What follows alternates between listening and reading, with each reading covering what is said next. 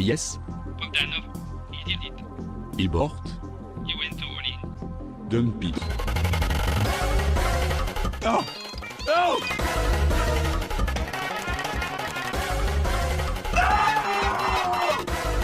You heard it here first. Bitcoin is going to zero. When it comes out, zero. Just hodl, bro. Shall we start off with an introduction into yourself then? When did you actually start the project then? Take us back. What's your role? Are you the founder? You're the founder and the CEO. Is there a co-CEO? Tell us about the rest of the team. Yeah, so it's fairly decentralized and the power structure is very flat. So we're a group of people. Like the team is 15 strong, with 8 being full-time on the project, and most of them would be on the development side. So we really started ZooDao with frustration, because right now in the NFT space, I'm sure you're somewhat familiar. Some people hate NFTs, some people love NFTs, but you've probably heard this term NFT utility being thrown around like it's a baseball from various different projects.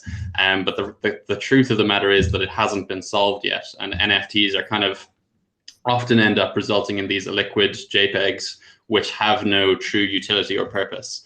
And we're not there yet in terms of like metaverse and Web3, where they actually, you can use them for meaningful things. So ZooDao kind of wanted to solve NFT utility on a universal scale, and be a home to be the go-to solution for NFT utility. But a broader goal of ZooDao is to bring the masses into DeFi by gamifying yield generation. So like at its core, ZooDao gamifies yield generation between 2 randomly paired NFTs, which are battling each other for the yield the other generates. Yeah, I understand. And what I love about what you said then was, I've kind of prepared a few questions myself, and it's funny because you just basically covered what I wanted to ask you in regards to how far have NFTs actually come in the last 5 years. We hear a lot of talk about utility and fundamentals and use cases, but rarely. How far have they really? A lot of it's just bullshit, isn't it? A lot of it is total bullshit. That they're unfortunately, like a lot of NFT projects have tried, because they're under pressure for their communities as well. Their communities are screaming at them. When are we going to get utility? When are we going to have something meaningful to do with our NFTs? Which is a reasonable demand, I guess, when you're paying 5,000 to 150,000 for this item. But the truth is that it's really difficult to solve NFT utility. So quite often they'll implement their own staking solution and give a rewards token, an ERC20 normally, and this token results in just being completely inflationary and completely useless. It's impossible for the NFT project itself to generate meaningful rewards sustainably for their token. So these NFT utility solutions completely failed. Some projects even tried to create liquidity pools for their tokens. And of course, the token just completely takes a nosedive. There's never any reason to buy it. You'd be lucky if you're able to dump it. So yeah, NFT utility on a grand scale, even just to give one more example, quite a famous collection would be the Moonbirds. And not so long ago, they were worth like $40,000 minimum. And they're a utility-driven NFT project in their own words. And their first reward for nesting, which is essentially staking the Moonbird, was a pair of socks and a fanny pack bag. So you're paying 40 grand and you get like a little pair of socks. So it's like, this is not NFT utility, like clearly, And a fanny pack. Yeah, a branded fanny pack. Great. That's the last thing I thought you were going to say. We're quite highly invested in Moonsama and Exosama and their whole ecosystem, and they're doing something for the first time.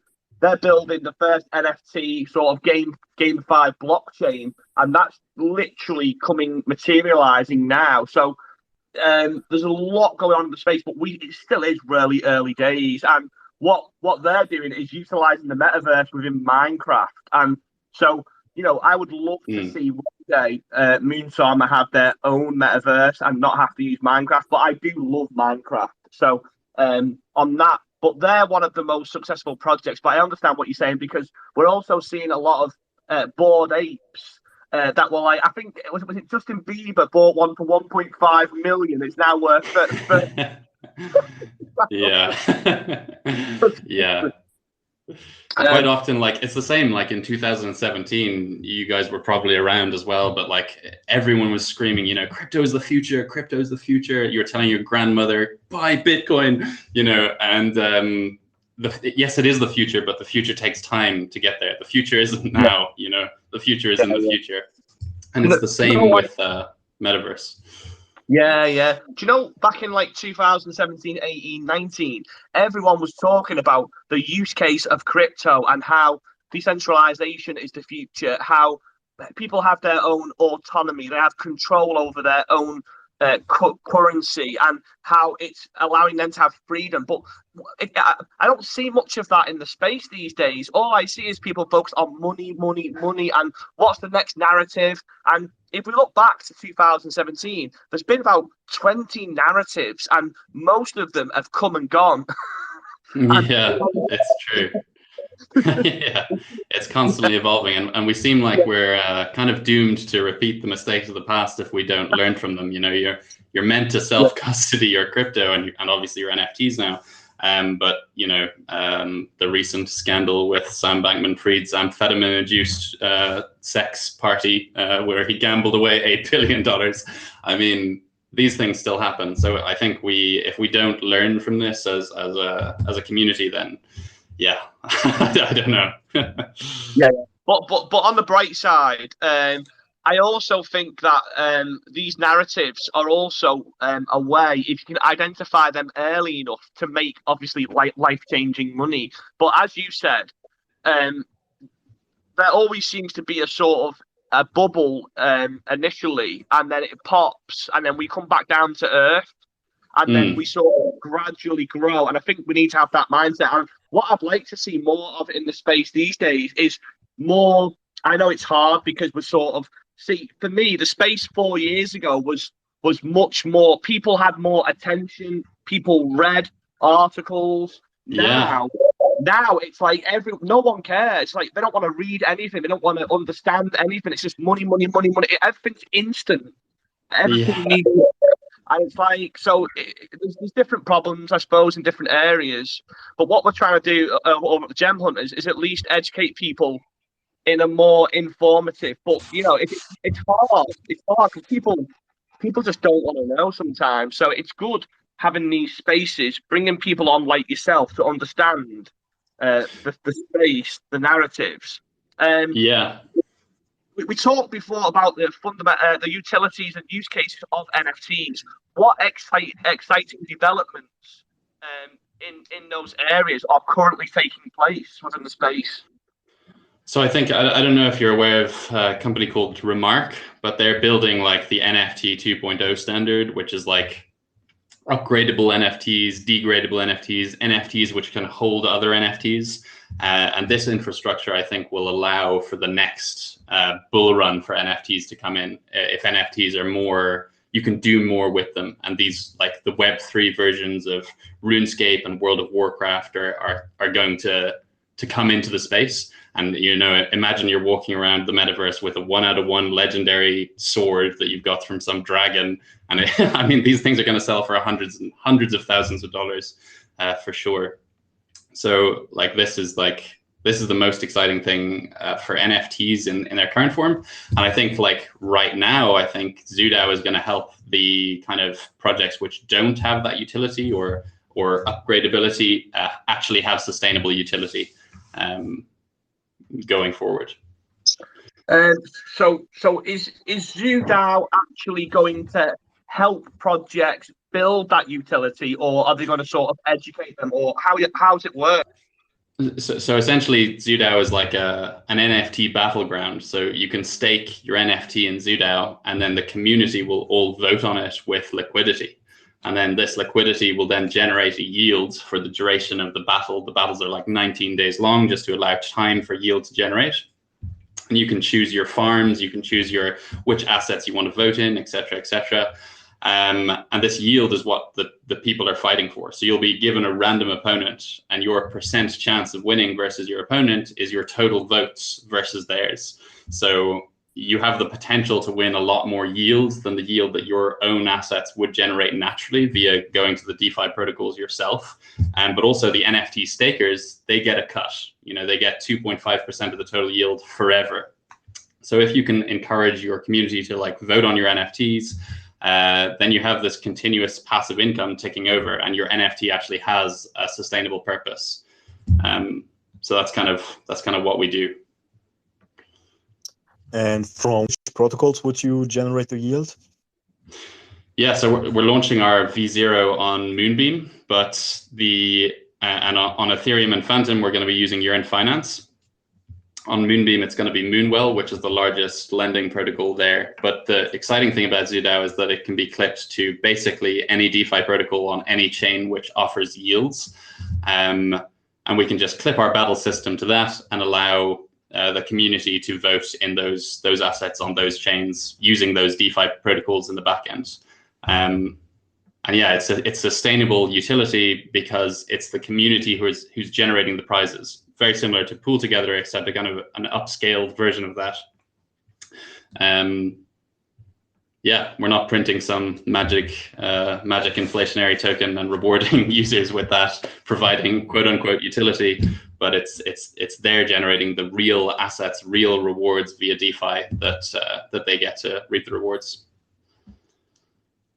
Yeah, I was just about to say most yield generating tokens are just printing more tokens to pay out rewards. But yeah, it's good to hear. And how is it from a security aspect? You just mentioned FTX yourself. So is it actually going to be DeFi, or is it still going to be sort of in your custody?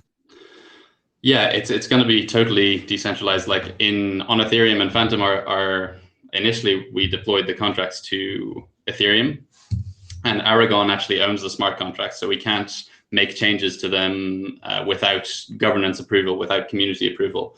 On Moonbeam, it's a multi-sig with a variety of different signators.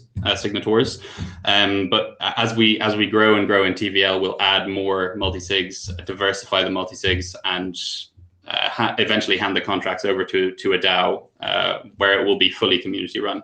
I think right now there's no need to do that on Moonbeam because we're not anticipating crazy, 25 million plus in TVL initially. But once we do get to that stage, we'll definitely, hand the contracts over to a DAO where contracts changes could only be allowed through governance, through community approval. I think this is the main thing we can do from a security perspective. And then also rigorously audit bug bounties ongoing via ImmuneFi and things like this. So do you actually honor your name and make the DAO and community voting on everything? That's nice.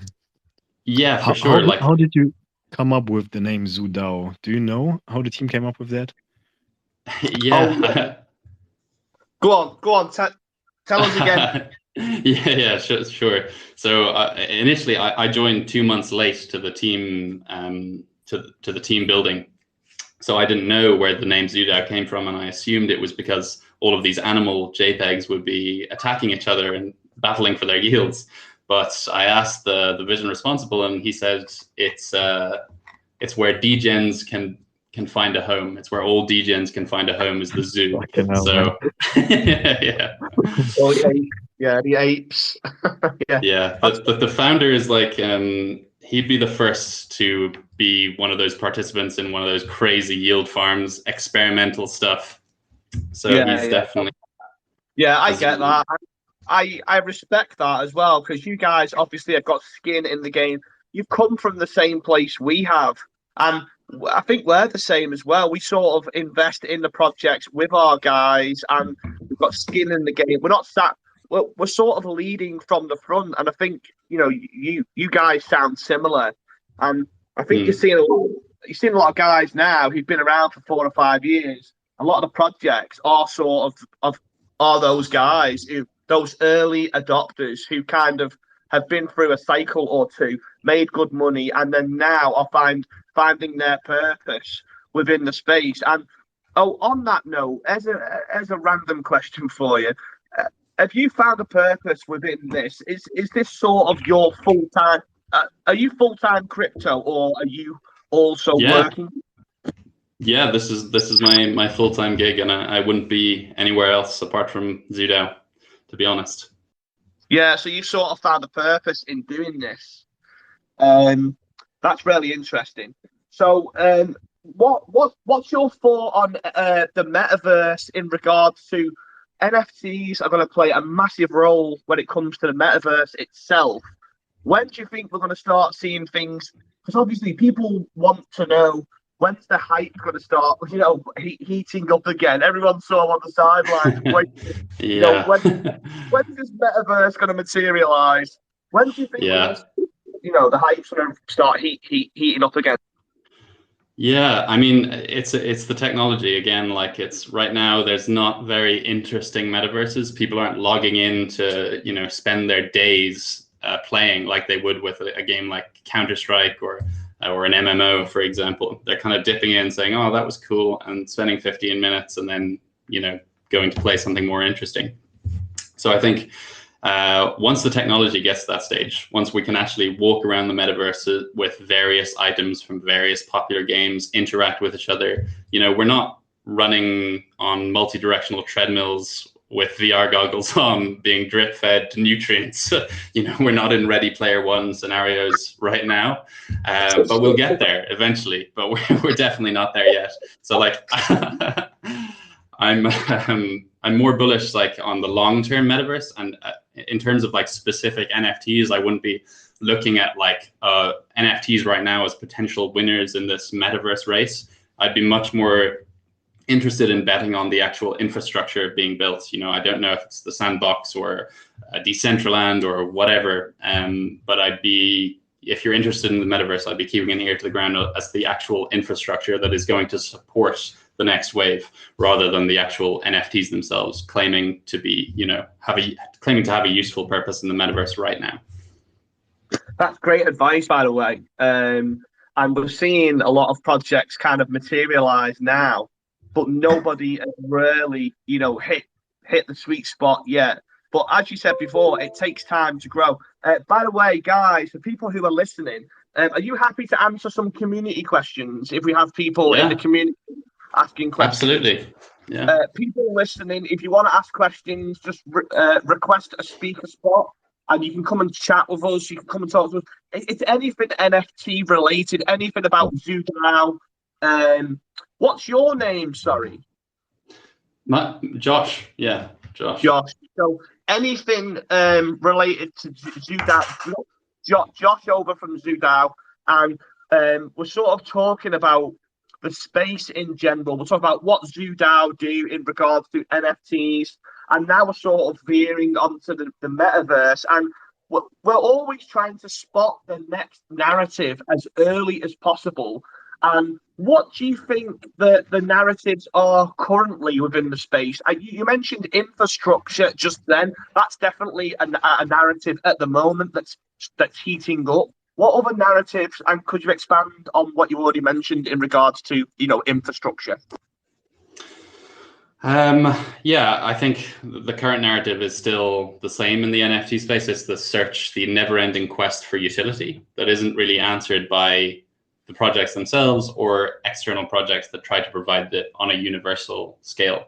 So I think this is like the current narrative for NFTs is that their lack of utility, their illiquidity. Quite often you'll buy it and then never be able to sell it again, because even if you love the NFT, if there's no buyers, there's no buyers. So yeah, giving NFTs a purpose, especially the NFTs that are already in existence, this is like the current narrative. And I think, yeah, as you mentioned, the next narrative will be actually the NFT 2.0 infrastructure, the metaverse infrastructure, the clear winners that haven't been defined as of right now, but will certainly be in the next few years. Yeah, I completely agree with what you said there. And we're always trying to find the next narrative as early as possible because we feel like it's where a lot of potential gains are when you're an early adopter. So obviously you've got a lot happening in the DeFi space. You've got a lot happening. You've got Arbitrum now, layer twos, all the infrastructure in regards to the ETH2, ZK Sync, and I also mentioned before Moonsar. Have you heard of Moonsarmer? I have actually. I kind of came across the Gem Hunters from Donny. Well, not from Donny directly, but I knew that he had done not a Spaces, but a Telegram AMA with you guys. He's done both. He's done a Spaces and the Telegram AMA. Oh, that's amazing. So you already know Donny then? We do chat as well. Yeah, he's a good guy. Oh my God, that's really good to know because we go way back, and I think there's quite a few people who tuned in today from the Moonsarmer community. I actually bought a Moonsarmer a couple of weeks ago for $25,000. I'm pretty crazy. Was that nice? I know. I'm like, am I crazy? Am I crazy? We're sat here now talking about how obviously we had. I think it was the start of this year, January. We had all-time high in the Google interest in the interest for NFTs and the volume in the NFT infrastructure, and then it just sort of burst, didn't it? And now everything is but the whole market didn't it? So there's a lot of people worried about. Are things going to bounce back sooner or later? What's your thoughts on the market itself? Do you think we're going to have a long bear? It really depends on a lot of macro stuff going on in the world. Like it seems like we're just getting bad news every 8 minutes now. There's something setting on fire. There's an exchange going bust. There's rampant inflation. We're on the brink of nuclear war. I think a few of these things, it would be nice if they were cleared up first. Before we actually spark the next thing. The technology is advancing at the same pace it always was. It's getting ready for the next run. But when that will be, I think it depends a lot on the good news that will come in the next couple of months, hopefully. It is amazing, isn't it? How after the Celsius malarkey, obviously we had Luna before that. I thought, Jesus Christ. Everyone is going to lock down. Everyone is going to make sure they've got their shit in order. And then the second biggest exchange just goes bankrupt like that. I'm like, what? Yeah. We've had a pretty poor run of it, to be honest. But as I said, like the technology is keeping on going, and it's going to be ready for the next time. We just need to be patient, I think. I just feel like what's happened in the last sort of 6 months has sent us back a year, at least a year. At least. So on one hand, I like the idea that things have slowed down and we've got more time to accumulate cheaper. And what I want is the Wild West, the crypto Wild West, to continue for a little bit longer. Me too. Yeah, come on. That's where the money is, isn't it? The crypto Wild West, where everyone's on the fucking horses shooting back into it. No one knows what's going on. That's where the money. That's where. Indeed. Yeah, I think, but I can't decide. Has what's happened in the last 6 months sent us back, and will we continue in the Wild West for longer, or will regulators come in and start over-regulating the space and cut this short? What do you think? Yeah, I can only hope for the best, really. Like, I'm trying to pay as much attention as I can, but like if the United States, for example, declares that all cryptocurrencies apart from Bitcoin are securities, obviously this is going to have a huge impact because we won't have the VCs coming from America anymore, which is hundreds and hundreds of billions of dollars in crypto coming into the space anymore. And all of those will be sent offshore. All of the innovation will be sent offshore. And then the EU might tighten as well. They're discussing the scandal, the SBF scandal right now, and seeing what they could do to prevent it. But I mean, I'm completely anti-regulation. I think we should be free to do as we wish with our money and make our own mistakes as we see fit. And we're not going to be babied by the European Union or anyone else. That's what I'd hope for. But the reality is that there are people in charge who don't see it that way. There was this funny GIF going out earlier. Panda sent it out. It was, let me just describe this to you. It was insider trading by members of Congress, and then it shows the government, and it's Bart Simpson with a set of sunglasses on and a walking stick. He's blind completely. So they're pretending to be blind to all of it, and they're obviously acting. And then there's SBF getting away with billions of, FTX Ponzi scheme. And once again, the government's completely blind. He'll probably get away with it. And then, he will. He's getting like puff pieces written about him and being hosted by the New York Times Journal. Like, I know. What the fuck? I said to my guys earlier, he shouldn't even get a platform to speak. How is he getting a platform to even speak? And then you've got your $600 Venmo transaction, and then they've got this telescope looking at everything. We live in a clown world for sure. But I think if they try to over-regulate crypto, there's so many young people in crypto now that they're going to receive some pretty hard pushback. And I think all over the world, like not speaking about crypto in particular, but there's been massive anti-government protests, and it is getting to the stage where it's too much for people at this point. I believe. Yeah. Now, you know that you just mentioned about anti-government protests, and I don't want to go off on a tangent here, but I feel like people have forgot the true reason why we are in crypto. And one of the reasons why I stayed was to get freedom from the government. And I feel like all the lockdowns during COVID was just the government testing everyone. What will people do? Will they do what we tell them to do? Will they push over? And yes, we did. And I think it's looking like that the UK will be the first country to implement CBDCs. I mean, cash is almost gone. In the UK, you can barely spend cash. I mean, if you walk into a supermarket or anywhere to spend money, they instantly get the card reader out. They don't expect anyone to spend cash anymore. And people are abiding by what the government are saying. Everyone's arguing about racism and feminism and fucking God knows what else. It's like, meanwhile, the thing is, right, I don't want to go off on a tangent here. And by the way, just once again, for the listeners, if you've got questions for Josh, or you just want to chat to us, you want to get involved, feel free. But what I want to say is, all major empires, they have one thing in common. They divide and conquer. And this is how they become so big and get the power, is by dividing everyone. And what I see in crypto is everyone sort of working together. That's why I love this space. But I can't help but feel over the last 2 years, all the femboys are coming in. You've got all like, the sort of OnlyFans models. The woke religion. Fucking simps are queuing up. It's like slowly turning, and it's like, shit, here we go. Yeah.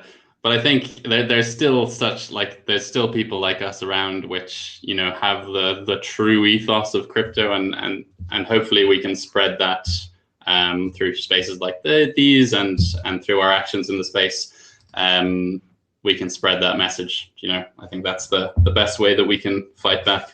Otherwise, it's all doomed. I can't agree more, and I would like to see more people on board with this, sort of working together to expose some of that knowledge and expose that libertarian mindset, because I see myself as a libertarian. I just want to be able to do what I want, when I want, how I want, with no one telling me. I'm not saying as long as you're anyone else, you should be able to, right? I'm not saying that I want to break the rules and be a fucking complete degenerate. only a little bit. Yeah. but at the same time, I think this space was founded by those kinds of people, and it's slowly turning. So I'm hoping that, you know, we kind of progress, and the kind of regulation that is coming to crypto isn't too harsh. It allows for younger people, as you said, to invest in the space and not get wrecked. We'll have to see what happens. Once again, is there anyone else in the audience who wants to actually speak? Bubs, nice to see you. Metaverse, nice to see you. How are you, Martha? Come and say hello. Is she there?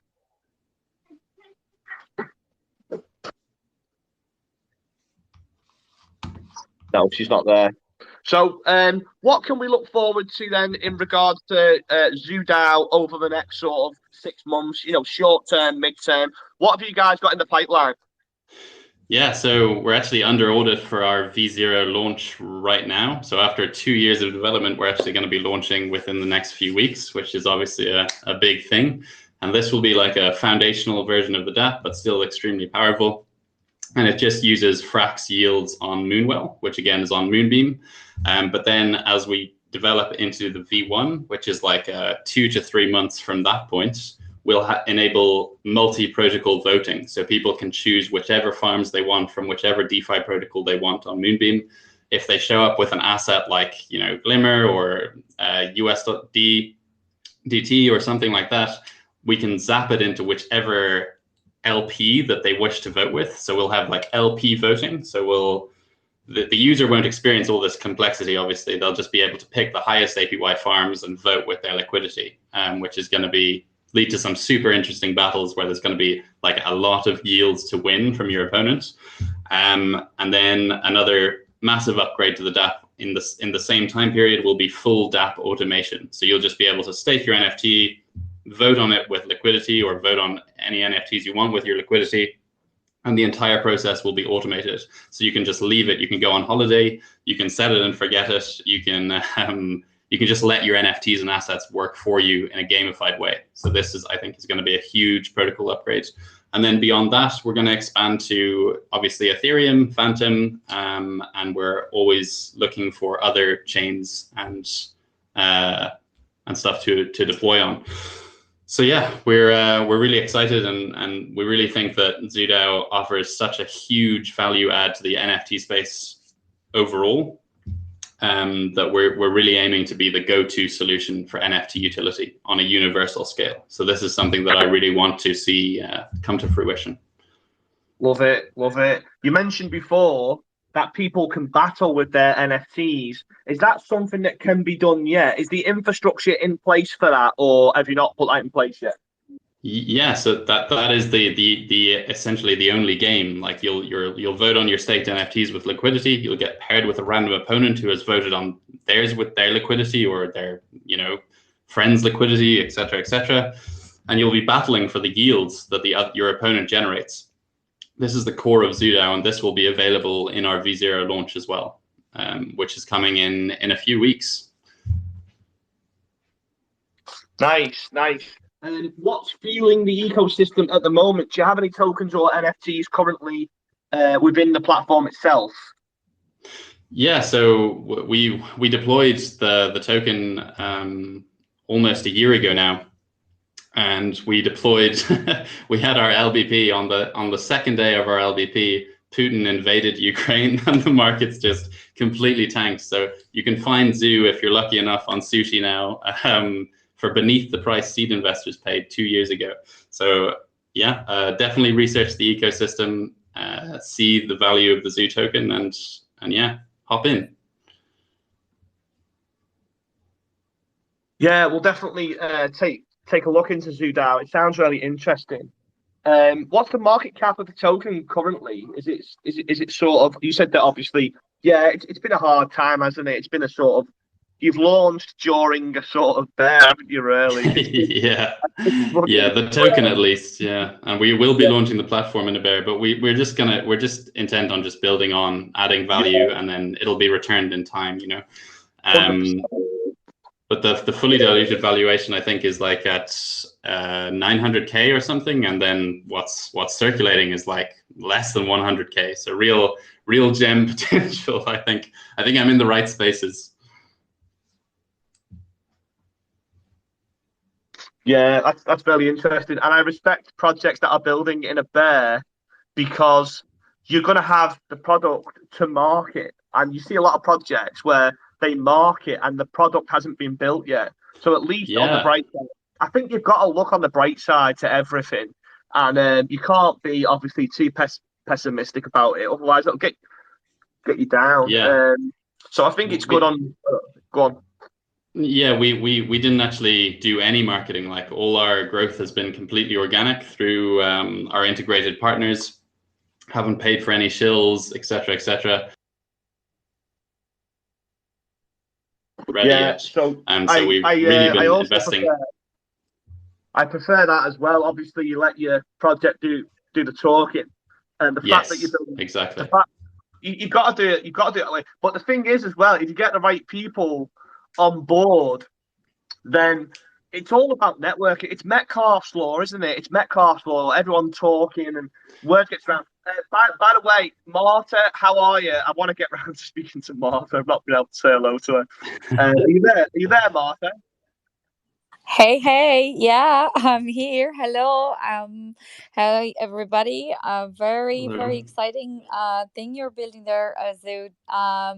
Very brave of you. But look, we have to brace it. We have to brace it, and I think this is the time for it. So congrats and all the best. Thanks. Oh. You're another Irish person. Am I yeah. detecting that? Yeah, I just realised. I'm not really. I sound Irish, but look, I'm going to leave it there. So, I didn't realise that actually, Martha. Yeah, I didn't realise. That's so funny. Yeah, she's an absolute gem. I'm not Irish. I live in Ireland 17 years, but I'm actually Polish, so there's the confusion. But okay, yeah, you've definitely picked up the accent. Yeah, she has. So I'm going to try to get some people from the audience to ask questions, and if there is none, then we'll have to take them in the Gem Hunters chat or on Twitter, and we'll have to refer over. But is there anyone who wants to ask Josh from ZooDao anything in regards to what they're building at ZooDao, anything about NFTs, anything about the metaverse or narratives or the market? This guy's the expert. Yeah. I've not got any questions, so so we'll have to see how things go, but we'll keep an eye on what you're doing over at ZooDao. Is there any closing sort of comments that you want to sort of give our community in regards to what you're doing at the moment? Yeah, I mean, pay attention to the launch, obviously. That's going to be huge. And if you have an NFT that you'd like to be listed on ZooDao, we've got like 75 eligible collections at the moment. But if your favorite NFT isn't listed, definitely reach out and say you want to be ready for launch, and we'll do our best to list it. And also just, play around with what we've built. This is like the most meaningful thing to us after the 2-year development journey would be you to actually explore the DApp and see what it has to offer. So keep an ear to the ground, and thanks guys. Thanks for listening. Great stuff.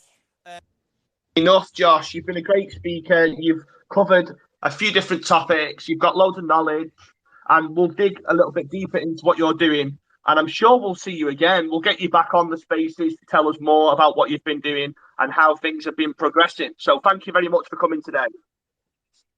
Thank you. Yeah, we'll definitely do the Telegram AMA closer to launch as well. So if you guys are keen, we'll speak again soon. Spot on. Speak soon. Cheers, Josh. Thanks, guys. Ciao. Ciao.